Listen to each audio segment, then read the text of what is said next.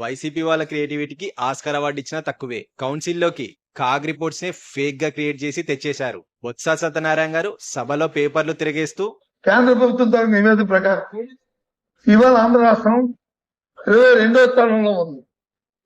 దేంట్లో రెవెన్యూస్ లో జిఎస్టీ కానీ వసూలులో కానీ ఓన్ రెవెన్యూస్ లో 22వ స్థానంలో ఆంధ్రప్రదేశ్ ఉంది.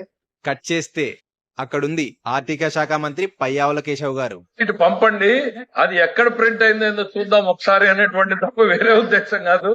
ఆ రిపోర్ట్ ఏంటో మాకివ్వండి అని అడిగితే అసలు రంగు బయటపడింది. అది కాగ్ రిపోర్ట్ కాదు, సాక్షి ఎడిటర్లు ఆఫీస్ లో కూర్చొని తయారు చేసిన fake report. So called CAG reports, so called CAG report ప్రజలకు చూపించేదేమో ఇట్లా ఇట్లా ఇట్లా ఇట్లా ఊపు చూపించారు సార్. ఈ పేపర్ ఇది ఎవరు రెడీ చేశారు సార్?